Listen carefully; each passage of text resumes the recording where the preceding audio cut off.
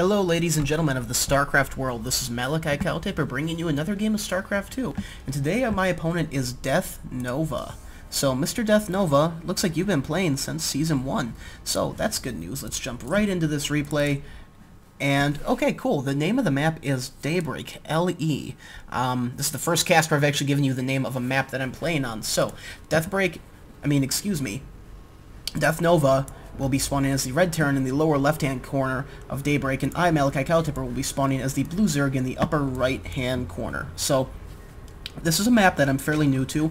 Was not around in Season 1 while I was doing a lot of my major StarCraft playing, and this is kind of an interesting map. I like, again, kind of like I've said in a video or two earlier, I like these wide open ramps. You know, they may be difficult to defend, you know, maybe as a Zerg to stop run-bys and stuff, but as a Zerg, it also makes it a little bit easier to get into the ramp. They're not quite as easy to wall off, and just for myself, I appreciate that. So we're going to bring up the unit production tab, the income tab right here. And what I'm going to be doing is a pretty standard build for me. I'm very comfortable with it. I'm going to build a 9 harvesters, and then I'm going to make an overlord, build a 10, and then right as my overlord spawns, I'll be able to build 2 more harvesters, and I'm going to do that till about 13 or 14 harvesters, depending on how I'm feeling, and then I'm going to lay down an early expand, just because the run distance in this map really is so long. Again, in these newer, bigger maps in StarCraft, I feel really good about laying down these fast expansions. So one thing when I get up here is I'm like, the fuck? Where's the wall? There's no wall. And I come back here, and I see that there's a barracks being built right back here by the base. And I'm like, okay, cool, you're walling off the mineral line. That's awesome. I'm just going to bring banglings in here and blow your ass up. But you know, it is kind of interesting, so I bring back down there to double check, and I come back up here, and you can see I'm just going to scout this. I kind of want to know what's going on as far as, you know, this entire little thing is concerned. And back at my base, you can see that I'm getting ready to throw down number 2 right over here. Let's check the APM right here. This is one thing that I'm attempting to get better at. You can see that my average is only at 44, but right now I'm averaging, you know, a little bit higher. You know, myself, I'm never going to claim to be very good at APM, just because I've just started playing the game again, and even at my best, I can only get up to about 80 to 90 APM. So it's never been a strong point of mine, but I'm getting better myself at being able to actually, you know, do multiple things at once. My injecting with my queens, you know, if they just made like a bitch inject button, God, I would be so fucking happy about that. You know, just make me irate. There we go, that's getting up there a little bit. Anyway, going back to the income tab, we can see right here that now that I have that done, I laid down a pool and an extractor almost right away when I saw the second racks coming, because I'm like, okay, there's going to be a marine push, but it's usually unlikely to see some type of marine push coming, you know, with the barracks this far away, just because the runtime on them is so long. It gives me, you know, I could not even have my pool down, but when I see this barracks going up, and I could drop my pool, build some larvae, and have my lings out in time to, you know, counter almost any type of aggression that he's going to do. So I am a little confused, but again, this is a new metagame that I myself might not be very familiar with, so I'm just going to react to it as best as I can. And we can see that myself, I am taking a little bit of lead in the harvester count, but that doesn't so much matter, simply because he has mules. So with, you know, Terran and mules just being able to get so many minerals so quickly, you know, harvester count is not always a good indicator of who is directly in the lead that way. But now that my second is up, you can see that I'm bringing a queen out, and I did forget to get workers on gas for probably about the first minute that this geyser was up, which is going to severely delay my ling speed, which is something that, if I'm going to be facing early marine aggression, I really don't want. So right away I spawned 6 units worth of Zerglings, and I believe I'm going to be laying down a Bangling nest very soon, just because I really do believe that Banglings are kind of the equalizers against early marine pressure. And I'm going to send these Zerglings out to do a little bit of scouting, and just to kind of see what I can see. I'm interested, you know, to see where this build is going to take my opponent. If we take a look at what he sees, he has absolutely no clue what I'm doing, so he knows exactly what he wants to do. And there's a barracks here, and see that he's laying down a tech lab. We go over to what I can see, and see that I know that the bunker's down. I think I poked and not quite sure how I know that that bunker went down, but I have more lings coming up here, and I did spot this marine coming up here, but as a lone marine, you know, my response was at this point to build a few units worth of Zerglings just in case, you know, he's a scout and there's some more coming behind him. I do have the Bangling nest coming up, and at this point, more or less just to kind of let him get his scout on and let my queen deal with it. So I'm going to run up into the base with these lings. I'm going to try to run around, and this is where I'm going to see the Ghost Academy. So this game right here, you probably know why it's being brought up to YouTube. This is a relatively all-in strategy that he's doing. He's not preparing an expand of any sort. He's walled off the front of his base to try to, defend against early lane pressure because he can just stack Marines in here and it doesn't give me a lot of avenues for attack. And right here in the corner, my Overlord would have caught this as well, is this going up. So what this means is that your Terran is going to attempt to build a few ghosts and either get some cloaked off sniping on you, but more than likely he's going to try to get him right up in here and drop a nuke right on the back of my mineral line, killing every single one of my workers, severely damaging my tech structures, killing my poor queen, and just not going to be a very nice guy. So at this point, I guess this means a few things to me. It means, one, I need to prepare for ghosts incoming. I know that the structure isn't done, and my Overlord can just chill here like a fucking boss. He's so cool, and kind of watch what's going on. And to me, it also means that it's something that I can generally prevent. So you can see that the... Oh, gay. Hold on. Sorry. That was lame. Hold on.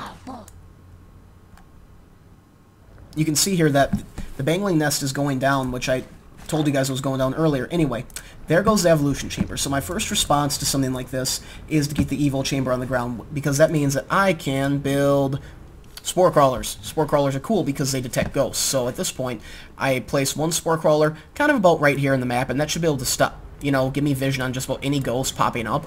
But you need more than that. I'm going to put one probably back here, probably one up here, one over here, maybe even one over here.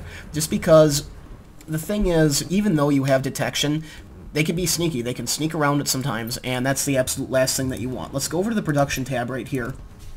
We can see that he's building another barracks, and we take a look at this right here. He has not built a nuke because he doesn't have a factory yet. So I'm actually kind of surprised that that factory has not been built yet. So I really guess I don't know the whole point of this build right now, because he's not even researching, the energy or the cloak for these guys, and he definitely has the supply to research them. So I'm thinking he got a little leery about his plan because I was able to spot him and I kind of knew what was going down. So right now, instead of building, ghosts and stuff there, we can see he's researching personal cloaking.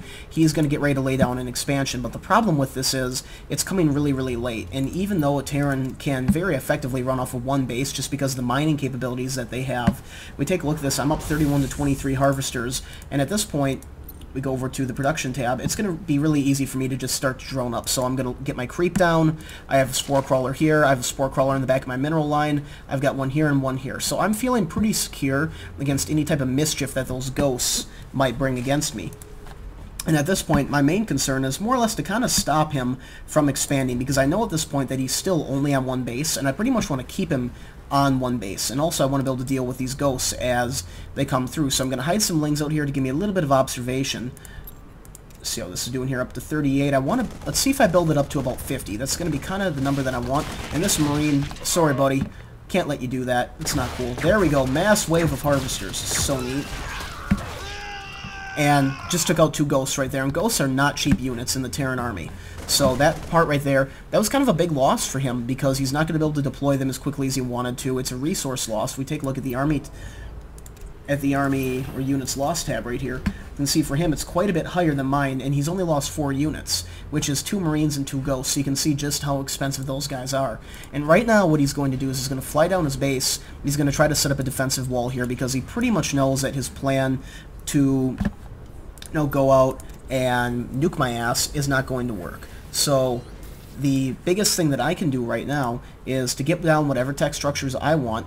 In this case, that is going to be a macro hatch, so I can spam a lot of Zerglings. At this point, seeing how few defenses he had and knowing how good my economy is at this point in the game, I'm going to feel really good about trying to end this early with... I don't want to call it an all-in Zergling attack because I am going to lay down other tech structures while I'm doing this. You can see I'm getting ground level 1, building a lot of Banglings, and I am expanding.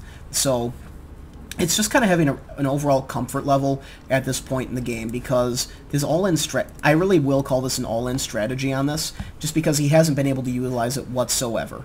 It delayed his expansion, and it has put him significantly further behind me in the game. You can see he really only has Marines deployed. He's now just starting to get Marauders, and at this point he's finishing his factory, so he won't even have tanks with siege mode for probably at least another 2 or 3 minutes in the game. And Again, really the only thing I could be doing better right now was maybe to have had some of this tech, researched sooner. I am putting another Spore Crawler up here just because I am still a little afraid that he's going to try to utilize those ghosts. So if it's in my base, I'm going to try to lay down some type of detection just to not give him that easy win. And at this point, I'm more or less just waiting to build up a little bit more of an army. You can see I have 20 more Lings coming, and at that point I'm going to attack. I'm not going to wait for centrifugal hooks, just because I really don't think it's going to be all that important for this particular attack, although it would be very nice. And you can see here I'm laying down an infestation pit because I have a lot of excess gas built up, just from collecting so long and getting these two up and running. And at this point, what I want to do is when this is down, I want to get my pathogen glands researching right away, and then I want to try to build 7 or 8 infestors right off the bat. That way they have plenty of time to cook up that energy. And at this point, I did send in some scouting Lings, and I know exactly the layout of this. If we check this out, I know that he has this here. So we take a look at this. I have all of my Banglings hotkeyed. So what I'm going to do is I'm going to send my Banglings in first, and I pretty much know they're going to take losses, but the idea is I need them to blow up these structures, and my Lings are going to work as cleanup. And I do have all these Lings in reserve. The reason why I'm not sending these guys in is there is a chance that this attack could go horribly wrong. He could have a couple siege tanks up here that I do not know about, which he doesn't. Awesome. And I wanted to have something in reserve, that way I could quickly transform these guys into Banglings and fall back kind of into this narrow area, so if he pushes up with a ball of Marines, I can deal with it. And there's two different lines of thought there, I guess. Realistically, you might say that if I had those units here, maybe the attack would go better or not, but that's just how I like to play it. So, I'm going to send these cool guys in. You can see absolutely no problem taking out that tech structure. A lot of the Marines get very easily sniped. And I didn't quite do as much damage to the structures as I had wanted to, but I did take out the blunt of his army. And the thing with that is, it's going to be very easy for me, as you can see right here, 46 Zerglings to resupply compared to him where he's building 3 Marines and a nuclear missile. And I'm not sure why I got Zerg Missile Attack level 1. I'm thinking it was just in case I needed to go back to Roaches, to kind of win this game, or, maybe for Infested Terran. You can see here, it's just so easy for me to resupply at this point because I have a lot of, I did have a lot of excess money, and now at this point, I am going to try to run this ghost down just because I fucking hate ghosts, but over here, you're going to see that in response to that ghost, I'm going to lay down a spine crawler, yep, there we go, lay down some detection, and this ghost up here, he just really isn't going to be able to do anything at all to me. He's probably just going to chill there for the rest of the game. And these Lings, I more or less just blindly sent them in because I felt confident that they would be able to, take down these bunkers and deal with all the units on the ground. And at this point, I'm not too concerned about the loss of these units because I can replace them so easily. But what I want to do is force him to continue to build units and make his economy suffer. It looks like that ghost probably did die a horrible death by acid when he came in here. And at this point, again, I'm just going to